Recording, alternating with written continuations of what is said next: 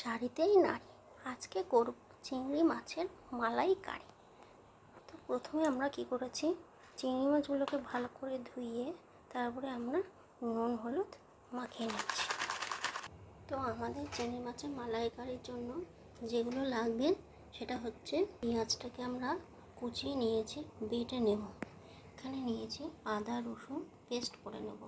এখন আমরা ভাত বসিয়ে দিয়েছি, যেহেতু আমার বরের খিদে পেয়ে গেছে, খাবে, অনেক দিন ধরে বলছে চিংড়ি মালাইকারি করার জন্য। তো কোনো কারণে হয়তো করতে পারছি না, তো আজকে করব। তো প্রথমে আগে আমরা কড়াই বসিয়ে নিয়েছি, গ্যাসটা জ্বালিয়ে নেব। গ্যাসে অন করতে ভুলে গেছি, গ্যাসটা জ্বালিয়ে নিলাম। এরপরে আমরা একটু লো টু মিডিয়ামে রেখে চিংড়ি মাছগুলোকে ভেজে নেব। কড়াইটা ততক্ষণে গরম হতে থাক। এখন আমরা পেঁয়াজটাকে পেস্ট করে আনবো। কড়াই গরম হয়ে গেছে, এবার আমরা সরষের তেল দিয়ে দেবো।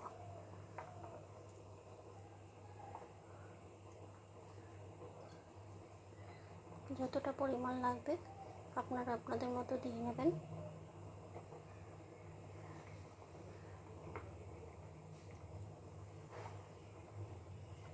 এবারে চিংড়ি মাছগুলো আমরা কড়াইতে দিয়ে দেবো। চিংড়ি মাছগুলো একটা সময় দিয়ে দিলাম। তেল অনেক গরম হয়ে গেছে। এবার কিছুক্ষণ নাড়া দিয়ে আমরা হালকা ব্রাউন করে ভেজে নেব।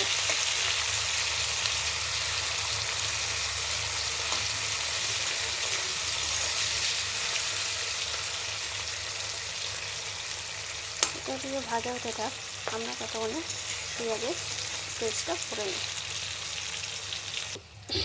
চিংড়ি মাছগুলো ভাজা হয়ে গেছে হালকা ব্রাউন। এবারে আমরা সেগুলো পেস্টটা তুলে নেব। আমার বর ডাকলো, সেজন্য আমি চলে গেলাম। এবারে আমি চিংড়ি মাছগুলো তুলে নেব।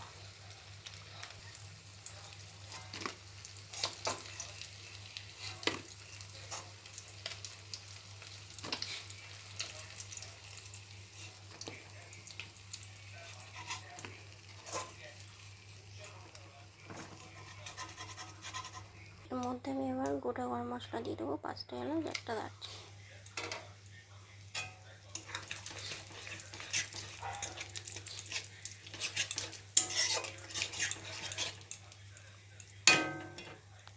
এবার আমরা এই পেঁয়াজ বাটাটা দিয়ে দেবো। যেহেতু বড় মিক্সিতে করেছি, তো এমনি পড়বে না, তাও দেখছি।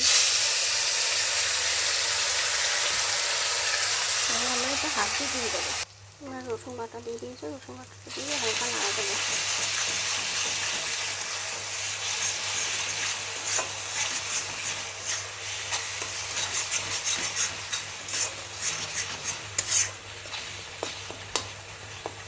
এবার আদা বাটা, কাঁচা লঙ্কা বাটা, এগুলো দিয়ে দেবো।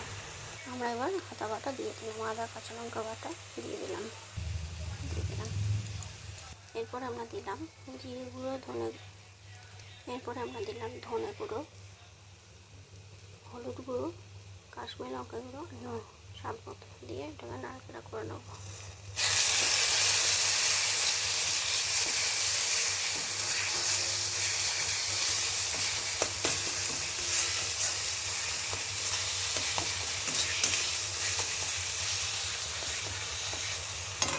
যাতে রসুনের কাঁচা গন্ধটা চলে যায়।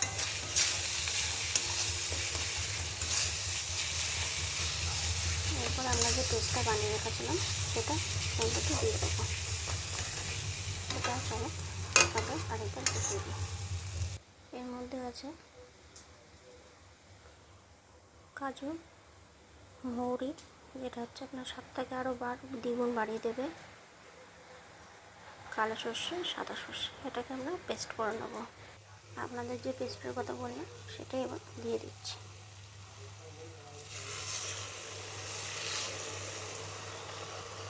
এবার এটাকে আমরা হালকা করে নাড়া দেবো।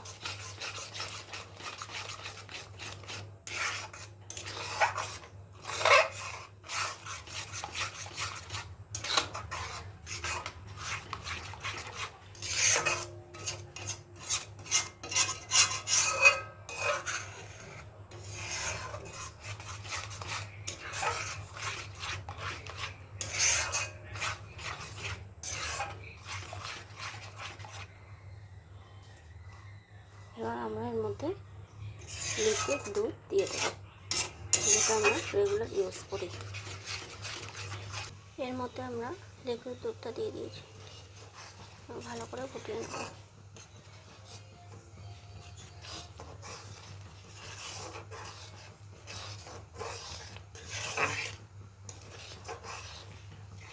কোকোনাট মিল্ক আর দুধ একসাথে দিয়েছি।